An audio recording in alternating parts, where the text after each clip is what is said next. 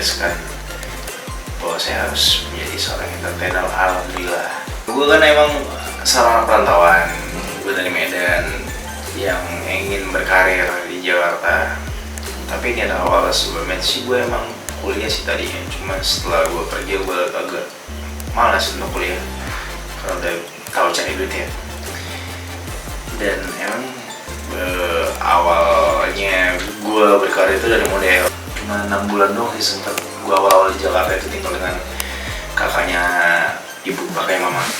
Pas setelah gue tinggal di Jakarta, terus ya adaptasi sih, lebih adaptasi, dimana gue emang gue punya teman orang Jakarta dan akhirnya emang membiasakan dia untuk ngomong sehari-hari seperti biasa gitu.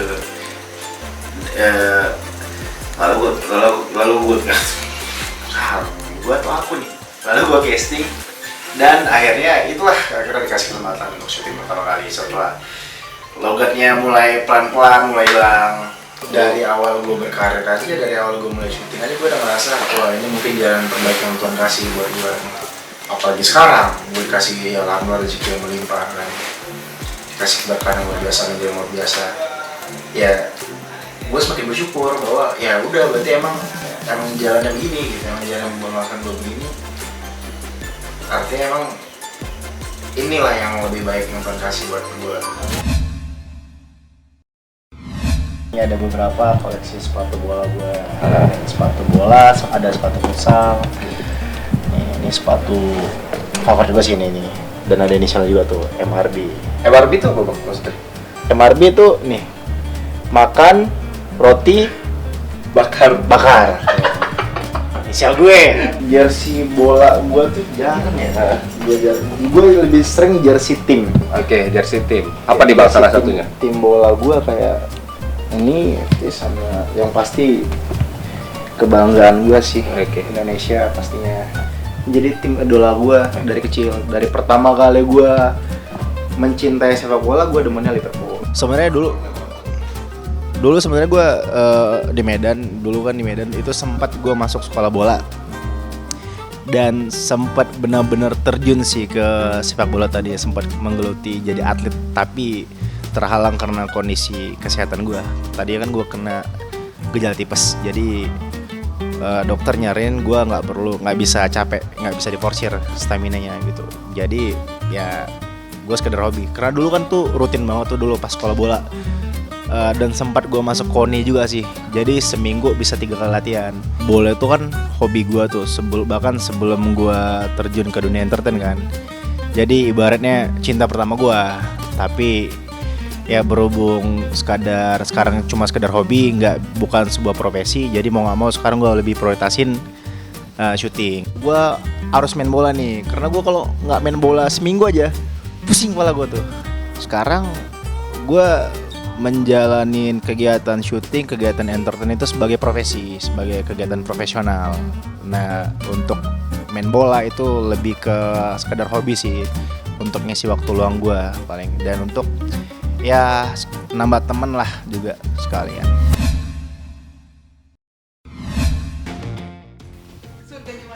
Surganya wanita, alhamdulillah ya bisa aku wujudkan sendiri gitu. Sebenarnya balas dendam sih, di rumah aku yang dulu kan nggak ada space, jadi sepatu-sepatu aku, tas-tas aku pada rusak gara-gara ditumpuk-tumpuk. Akhirnya pas punya rezeki bisa bikin walk-in closet yang gede, ya udah bikin yang gede sekalian supaya tas-tasnya rapi, sepatu-sepatunya rapi, jadi benar-benar tersusun, dan kalau mau pergi apa itu udah tahu mau ambil yang mana, udah tahu mau pakai yang mana. Sepatunya yang paling favorit, aku seneng aja kelihatan jenjang kaki aku kalau pakai ini. Ini juga nyarinya susah banget karena nih warna-warni gitu kan. Aku waktu itu belinya nggak di sini. Sebenarnya gampang nyari model kayak gini di Indo, tapi warnanya tuh agak susah. Aku beli di LA waktu itu. Iya kan, ini tuh model-model yang kayak gini banyak. Aku emang suka model-model yang begini. Tuh.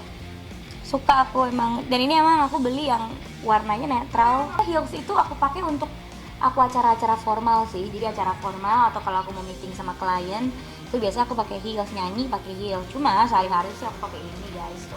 Wah, sneakersnya. Ini kurang satu di sepatuku, mana yang putih.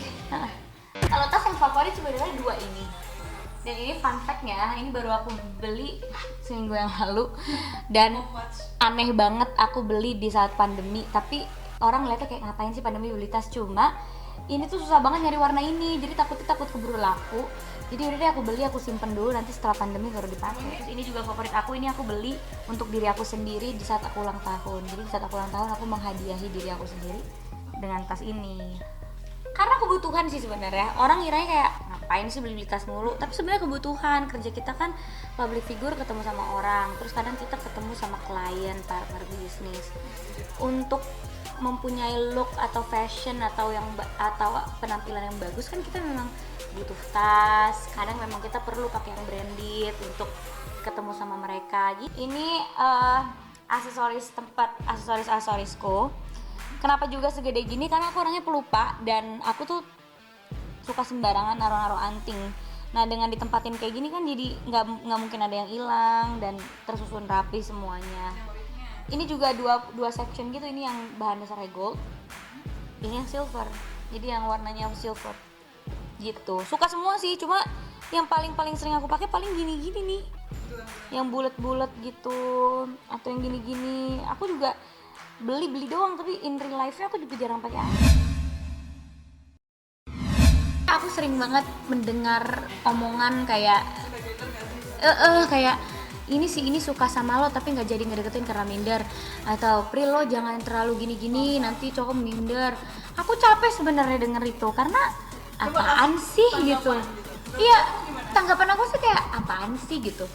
Aku bisa membangun rumah ini itu bukan dalam waktu yang instan dan singkat, dan banyak banget pengorbanannya. Tadi hidup aku sebagai remaja normal itu pengorbanannya. Tidur, aku jarang banget tidur bisa 8 jam tuh jarang. Orang belum ngerasain mental breakdown, aku udah ngerasain gitu, karena udah memikul tanggung jawab orang dewasa di saat aku masih remaja gitu. Jadi butuh perjuangan dari nol banget baru aku bisa kayak sekarang. Jadi sebenarnya cowok mah nggak harus minder. Kalau minder sama apa yang aku capai itu nggak banget, tapi kalau minder sama perjuangan aku boleh minder gitu. Aku malah capek kalau dibilangin sama orang, ntar cowok takut loh, ntar cowok minder, ntar terintimidasi. Kenapa sih harus kayak gitu? Emangnya kita sebagai cewek nggak boleh mandiri?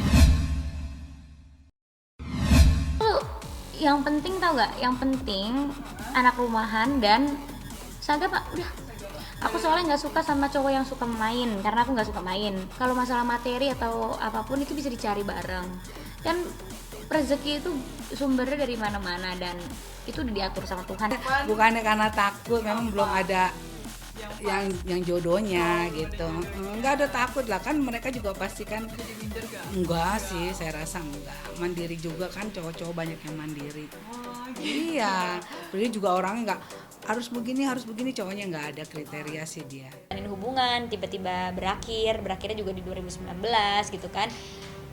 Ya tau lah gimana rasanya ya kan, menjalin hubungan yang lama terus tiba-tiba nggak cocok berakhir.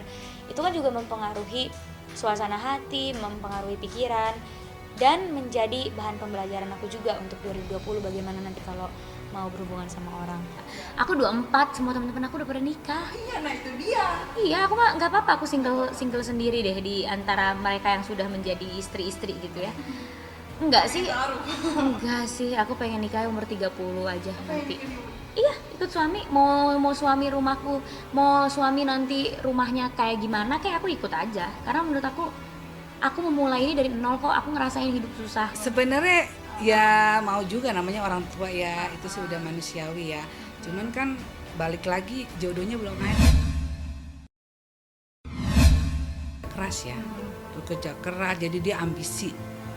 Iya ambisius, jadi dia mau ini ya dia harus tercapai. Makanya tuh alhamdulillah dia tuh dengan ambisiusnya dia ya alhamdulillah lah. Memang tapi dia memang baik anaknya gitu, nurut lah sama orang tua. Ya dengan tadi yang dia ambisius itu, jadi dia tuh sambil bekerja sambil belajar. Kalau di rumah tuh kalau lagi off ya, dari pagi tuh sampai malam tuh dia ya belajar ya, meeting Zoom ya, apa segala macam. Gitu jadi dicampur tuh dia sampai malam. Ya alhamdulillah dengan kerja keras dia gitu ya, nilainya juga IP-nya bagus, alhamdulillah. Ini bagus, saya juga bangga. Parah, aku ambisius banget, makanya pokoknya aku harus dapet A, itu ambisi aku. Jadi belajar pun ambisinya karena punya target, gue harus dapet A, gue harus dapet nilai segini, jadinya. Dan A itu kan bukan cuma sekedar nilai ya, tapi ada usaha-usaha di baliknya, jadi ya memperkorbankan waktu tidur, mengorbankan waktu main gitu. Kakak yang baik, nggak pelit, sering dipalakin soalnya. Terus baik, nggak pelit, terus ingetin adenya yang baik-baik sih sebenarnya, untuk nggak ke hal-hal yang negatif gitu. Karena saya bandel, menurut saya sih dewasa banget sih dia, karena umur segitu udah berpikiran kayak gitu dan mengundang saya juga buat berpikir seperti itu gitu. Artinya kalau yang dilihat sih ya emang positif banget, dan menurut saya juga anak zaman sekarang harusnya berpikiran seperti itu gitu, karena yang dijalanin kan untuk masa depan, bukan untuk hari ini dan kemarin gitu kan, gitu sih. Senang banget lah, cuman jadi tantangan buat saya juga buat lebih sukses dari dia, karena menurut saya juga kan laki-laki, jadi saya nggak mau kalah lah. Cuman jadi motivasi juga, artinya bukannya saya sirik atau apa, tapi jadi motivasi saya buat saya harus lebih bekerja keras lagi. Ya kasihan sih, pertama capek. Terus tapi kalau diingetin juga anaknya susah sih, karena emang udah passionnya kayak gitu kan, jadi ya udahlah, diingetin istirahat, jangan lupa segala macam. Cuman dia bilang ya nggak capek kok, gue udah passion di sini. Nih, gimana kita bisa ini aja sih, bisa berkorban dan niat. Intinya adalah niat. Aku kemarin ujian di lokasi syuting. Iya, ujian di lokasi syuting, buka laptop live gitu kan. Terus ngerjain proposal di lokasi syuting. Terus ini aku minggu depan udah mulai skripsi, juga pasti kerjain di rumah kan, kita udah mulai PSBB dan segala macam. Asalkan kita niat aja dan emang punya ambisi untuk melakukan itu. Yang sudah ada memang benar adanya, mama memang benar terinfeksi virus COVID, terpapar virus COVID. Tapi alhamdulillah sekarang kondisi mama sudah membaik, sudah jauh lebih membaik, jauh sudah baik daripada hari-hari pertama dan kedua. Yang positif berarti 6 orang. Itu yang pertama masuk mama dulu, tapi mama dulu masuk, terus setelah hari kedua pagi mama itu sudah di RSUD Pasar Minggu. Hari kedua paginya tuh kita satu keluarga langsung swab semua, dan hasilnya yang menyusul positif lagi itu berarti ada 5 orang masuk. Itu yang masuk istriku, termasuk istriku, anakku yang pertama, adikku 2, putra sama Alma, terus sama asisten mama yang kebetulan lagi di sini. Bapak juga negatif. Anak-anakku alhamdulillah yang terakhir sama yang nomor 2 negatif gitu. Waktu kemarin sempet hilang indera penciumannya tuh sempet hilang. Yang dikeluhkan pertama awal-awal itu ya demam, malah nggak batuk, cuman demam, terus sama sesak itu aja sih. Batuknya malah nggak, malah cuman demam tuh. Nah iya, demam itu sih. Sudah sempat berangkat syuting juga, terus nggak jadi pulang. Mama pikir ya karena mama ada kolesterol sama diabetes, makanya mama pikir cuman sekedar ya sakit itu aja lah, paling diobatin di UGD sembuh gitu. Tapi ternyata berapa hari itu kok masih belum hilang juga. Akhirnya mama hari apa ya aku lupa, itu pokoknya mama langsung ada surat dari salah satu stasiun TV tempat mama bekerja mengajukan kalau mama harus swab test. Hari di rumah, karena pas hari Sabtu Minggu kan Mbak Nung kan off untuk syuting. Terus minum obat itu dia sempat nggak mau makan, nggak mau, biasanya kan setiap saya masak gitu kan langsung dia makannya kan nyenengin banget Mbak Nung tuh kalau urusan makan ya. Terus 2 hari itu kenapa nggak mau makan? Nah, setelah hasil swab menyatakan kalau Mbak Nung positif itu hari apa ya, Selasa kalau nggak salah. Mah berarti sudah terhitung sudah mau seminggu ya kalau mama ya. Iya benar, yang lain 5 malam. Kalau itu memang dokter bilang sih memang mama kan karena ada penyakit pendamping ya seperti diabetes gitu kan, kolesterol. Tapi alhamdulillah di hari ketiga itu semuanya sudah kekontrol semua. Mama tuh hari ketiga, hari keempat tuh mama sudah kembali normal. Cuman indera penciumannya itu baru bisa balik tuh hari kelima kalau nggak salah deh. Itu mama sekarang mukanya udah jauh lebih seger, udah maksudnya nggak kayak hari pertama waktu sakit itu lemes-lemesan gitu, enggak. Alhamdulillah kalau kondisinya Mbak Nunung dan masing-masing keluarga udah membaik ya. Alhamdulillah udah baik sih, udah dari masuk itu Mbak Nunung udah bisa nyium-nyium bau-bauan gitu dari masuk RSUD itu. Tinggal ini yang anak-anak kan masih cek paru-paru apa gitu, takutnya ada infeksi paru-paru. Cuman itu aja ya, alhamdulillah sih nggak ada masalah semua.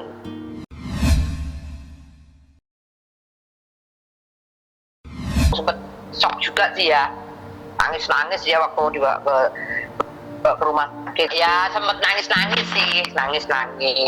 ya, kita yang keluarga yang belum tahu karena kita belum melakukan swab keluarga, kita yang ngasih semangat semua gitu loh, kasih semangat, nggak usah panik, nggak usah ini, jangan sampai ibunya turun gini wis terus ayo senyum terus pokoknya. Nanti terus sama anak saya dibikin grup keluarga di WA itu, dibikin grup biar dia ikut ini. Udah ini langsung masuk itu udah langsung ceria dia.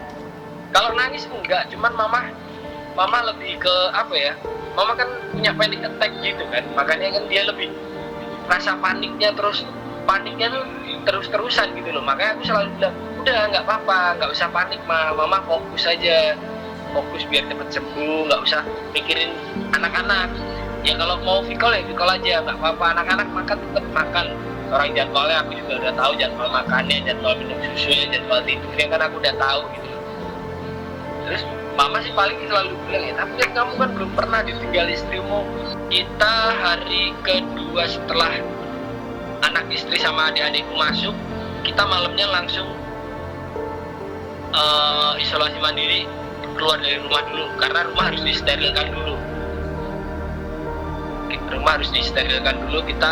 Kita malam, kita langsung pagi kejadian, malamnya kita langsung keluar dari rumah. Itu 4 hari 3 malam. Saya sendiri juga repot, saya sendiri juga harus ngurusin anak saya 2 yang masih kecil-kecil karena harus pisah sama bundanya yang juga dinyatakan positif COVID gitu.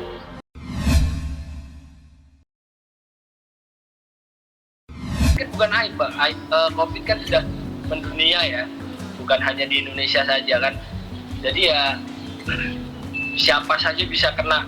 Jangankan mama. Mungkin maaf amit-amit bilang dari pemimpin Indonesia saja bisa kena gitu. Aparatur negara saja bisa kena kan. Kemarin awal-awal dulu kan ada menteri juga yang kena kan, siapa saja bisa kena Mbak COVID ini. Ya pertimbangannya karena waktu di hari pertama itu kan hasilnya belum keluar Mbak, gitu loh. Hasilnya di hari pertama mama masuk itu hasilnya belum keluar. Yang pertama itu saya belum berani bisa ngomong dong kalau mama kena terinfeksi virus gitu kan. Terus di hari malamnya itu mama baru kasih info ya. Mungkin saya memang sudah harus menyampaikan ke media gitu kan. Cuman saya sendiri di hari kedua pagi hari itu saya sendiri ternyata istri sama anak saya yang pertama dan 2 adik saya juga masuk.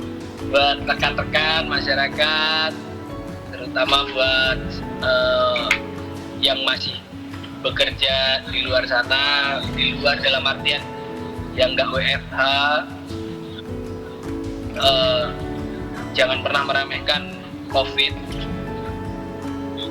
Contohnya sudah mama saya, contohnya sudah keluarga saya, kita yang setiap hari itu dari luar pulang selalu mandi, yang kita kita juga yang kita pikirkan kalau kebersihan kita tuh udah 80% sampai 85%, ternyata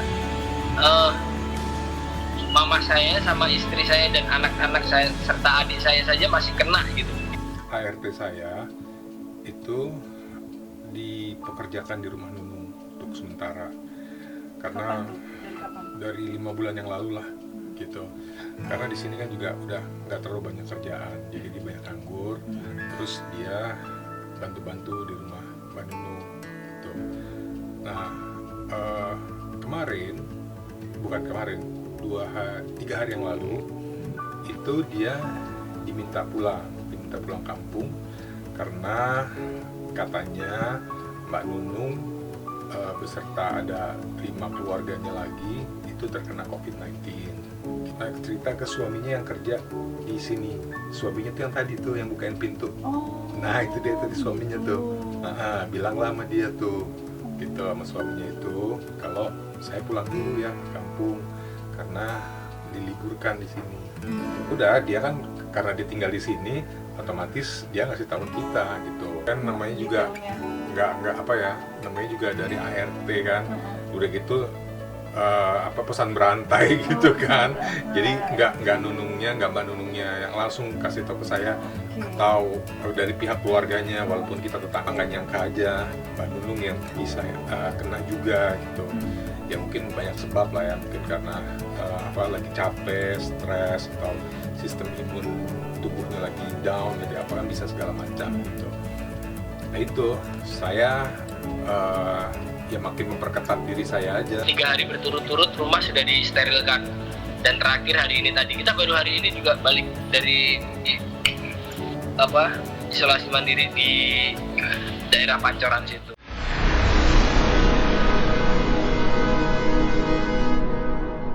Jadi jangan lupa untuk subscribe Cumi Cumi. Ditekan ya tombol lonceng merahnya.